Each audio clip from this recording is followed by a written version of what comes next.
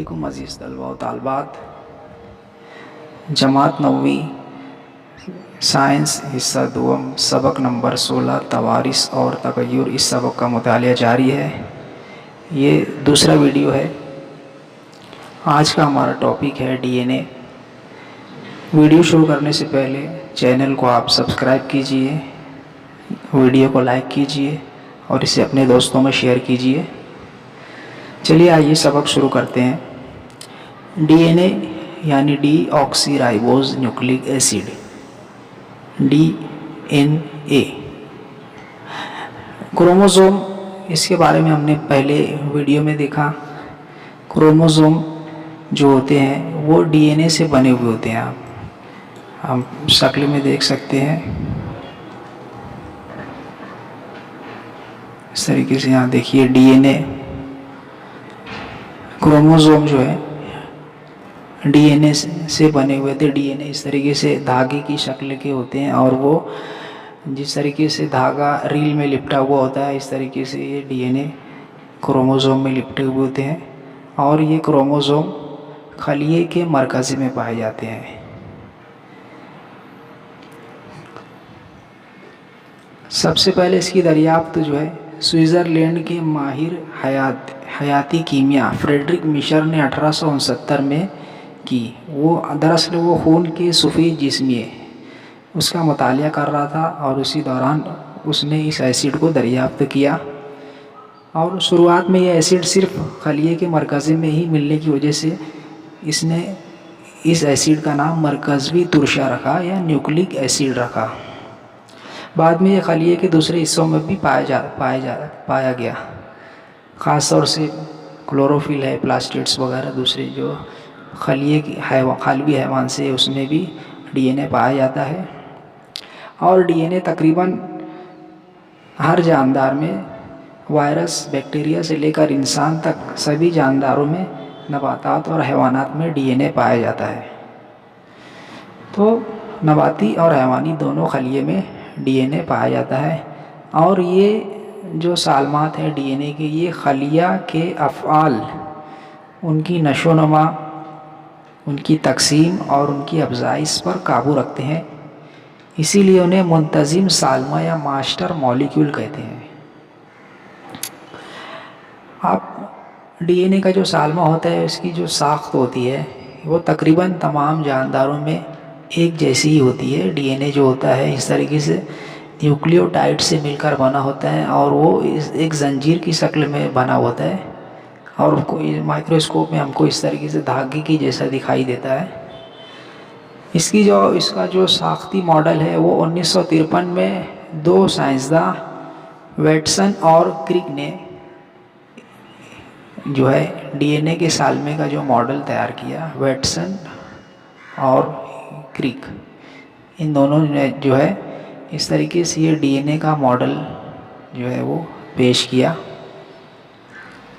इसमें आप देख सकते हैं कि दो जो है धागे इस तरीके से आपस में लिपटे हुए हैं। जैसा हम देखते हैं कि इलेक्ट्रिक जो तार होते हैं, बरकी तार है ना, उसमें जो दो तार होते हैं आपस में इस तरीके से लिपटे हुए होते हैं।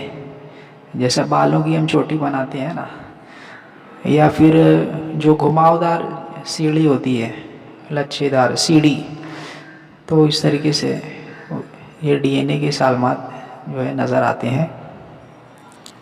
और इन्हें जो है दोहरी मरगोला या दोहरी धागे वाली जो है साख्त कहा जाता है। अगर इन्हें सीधा कर दिया जाए तो ये रेल की पटरी की तरह हमको दिखाई देने लगेंगे, है ना। अब इसमें जो है ये न्यूक्लियोटाइड से बने हुए थे। ये जो धागे हुए जो आपको दिखाई दे रहे हैं, जो दो लच्छेदार घुमावदार धागे, ये असल में न्यूक्लियोटाइड होते हैं। न्यूक्लियोटाइड की एक जंजीर बनी हुई होती है। देखिए यहाँ पर खलिया है, उसके मरकज़ में क्रोमोसोम पाए जाते हैं। और क्रोमोसोम दरअसल डीएनए से बने होते हैं, इस तरीके से धागे की शक्ल में लिपटे हुए होते हैं। और डीएनए का एक हिस्सा जो है जीन कहलाता है। अब हम देखेंगे न्यूक्लियोटाइड جو ہوتا ہے وہ زنجیر کی شکل میں ہوتا ہے اس طریقے سے، اور نائٹروجنی مادوں سے مل کر بنا ہوتا ہے۔ 4 قسموں کے نائٹروجنی مادے ہوتے ہیں: ایڈینائن، گوانائن، سائٹوسین اور تھائمین۔ اب ان میں سے ایڈینائن اور گوانائن کو پیورینز کہا جاتا ہے، اور سائٹوسین اور تھائمین کو پیریمیڈینز کہا جاتا ہے۔ آپ دھیان میں رکھیے، یہ ایڈینائن اور گوانائن کو پیورینز کہتے ہیں اور سائٹوسین اور تھائمین کو پیریمیڈینز کہا جاتا ہے۔ اب نیوکلیوٹائڈ جو ہے دراصل اس کا جو ہے شکر کے سالمے سے ایک سالمہ ہوتا ہے نیوکلیوٹائڈ میں، رائبوز شوگر ہوتی ہے اس کا ایک سالمہ، نائٹروجنی مادے کا ایک سالمہ اور فاسفورک ایسڈ کا ایک سالمہ جڑا ہوا ہوتا ہے۔ آپ دیکھ سکتے ہیں یہاں پر، یہ شکل میں دیکھیں گے، یہ پیلا جو ہے اسپاٹ یہ فاسفورک ایسڈ ہے، اور یہ جو ہے رائبوز شوگر ہے۔ یہ مسدس کی شکل کا جو دکھائی دے رہا ہے آپ کو بلیو ہے نا، بلیو اسپاٹ، یہ رائبوز شوگر ہے، اس سے یہ نائٹروجنی مادے جڑے ہوئے ہوتے ہیں اس طریقے سے۔ یہ ڈی این اے کی جو ہے ایک جو ہے دھاگا ہے، نیوکلیوٹائڈ کی جو زنجیر ہے، یہ اس کا ایک دھاگا، اور یہ دوسرا جو دھاگا ہے یہ بھی اسی طریقے سے فاسفورک ایسڈ، رائبوز شوگر اور نائٹروجنی مادے، یہ نائٹروجنی مادے آپس میں اس طریقے سے جڑے ہوئے ہوتے ہیں، کاربنی ہائیڈروجن بندش سے، ہائیڈروجن بانڈ سے جڑے ہوئے ہوتے ہیں۔ اس کے اندر آپ دیکھیں گے یہ نیوکلیوٹائڈ جو ہے وہ 4 قسموں کے ہو گئے۔ ایک نیوکلیوٹائڈ جو ہوتا ہے وہ ایک nucleotide ribose sugar, phosphoric acid اور نائٹروجنی مادے سے بنا ہوتا ہے۔ تو 4 قسموں کے نائٹروجنی مادے ہو گئے، اس لیے 4 قسموں کے نیوکلیوٹائڈ ہو گئے، اور دونوں جانب کے نیوکلیوٹائڈ جو ہوتے ہیں ایک دوسرے سے ہائیڈروجنی بندش سے جڑے ہوتے ہیں۔ اب یہ جو سیڑھی کا جو قدمچہ ہے، یہ زینا جو ہے نا، سیڑھی کا جو قدمچہ ہے وہ نائٹروجنی مادوں سے بنا ہوتا ہے، اور یہ مادے آپس میں ہائیڈروجنی بندش سے جڑے ہوتے ہیں۔ اب اس میں جو ہے ایڈینائن اور تھائمین، یہ دونوں آپس میں جڑے ہوتے ہیں، اور اسی طریقے سے گوانائن اور سائٹوسین، ایڈینائن کو اے سے ظاہر کریں گے، تھائمین کو ٹی سے، گوانائن جی سے، سائٹوسین وہ سی سے۔ آپ یہاں دیکھ سکتے ہیں ٹی جڑا ہے اے سے، جی جڑا ہے سی سے، ایڈینائن جڑتا ہے تھائمین سے، گوانائن جڑتا ہے سائٹوسین سے۔ اس طریقے سے یہ سیڑھی کا قدمچہ تیار کرتے ہیں۔ تو یہ ہوا ڈی این اے کا ماڈل۔ اب اس کے بعد ہم دیکھیں گے جین۔ تو کروموزوم جو ہے، ہر کروموزوم ایک ہی ڈی این اے کے سالمے سے بنتا ہے، اور ڈی این اے کے سالمے کے ایک حصے کو جین کہا جاتا ہے۔ ڈی این اے کے سالمے میں نیوکلیوٹائڈ کی مختلف ترتیب سے مختلف قسم کے جین تیار ہوتے ہیں، یعنی آپ دیکھ سکتے ہیں نیوکلیوٹائڈ کی جو ترتیب ہوتی ہے وہ مختلف ہوتی ہے۔ 4 قسموں کے نیوکلیوٹائڈ ہوتے ہیں، وہ بالترتیب ایک دوسرے سے جو ہے جڑے ہوئے ہوتے ہیں، اس طریقے سے سیکوینس بناتے ہیں، ترتیب بناتے ہیں۔ یہاں پر دیکھیے اے جی ٹی اے سیکوینس ہو گیا، پھر اسی طریقے سے ٹی سی ٹی یہ سیکوینس ہو گیا، اس طریقے سے مختلف ترتیب جو ہے بنتی ہے۔ یہ جو نیوکلیوٹائڈ ہوتے ہیں نا، یہ جو زنجیر دھاگے کی شکل میں یہ 2 نیوکلیوٹائڈ کی جو ہے زنجیر ہوتی ہے لمبی، اور اس میں جو ہے 4 قسموں کے نیوکلیوٹائڈ مختلف قسم کی سیکوینس یا ترتیب میں جڑے ہوتے ہیں۔ تو اس طریقے سے مختلف قسم کے جین تیار ہوتے ہیں، اور یہ قطار میں ہوتے ہیں، اور یہ جین جو ہوتے ہیں یہ خلیے اور جسم کی ساخت اور افعال پر قابو رکھتے ہیں۔ اسی طریقے سے وہ توارثی خصوصیات والدین سے اولاد میں منتقل کرتے ہیں نا۔ جب والدین کے جو آپس میں زواجے ملتے ہیں تو ان کے اندر بھی جو ہے جین کی ایک جوڑیاں ہوتی ہیں، اور جب جنین تیار ہوتا ہے نا ماں کے پیٹ میں، تو جو نیا بچہ بنتا ہے تو اس کے اندر ماں اور باپ دونوں کی خصوصیات ہوتی ہیں۔ تو اس طریقے سے جو اولاد ہوتی ہے ان میں والدین کی دونوں کی مشابہتیں پائی جاتی ہیں، اور جین کے اندر جو ہے پروٹین کی تیاری کے تعلق سے معلومات ذخیرہ ہوتی ہے۔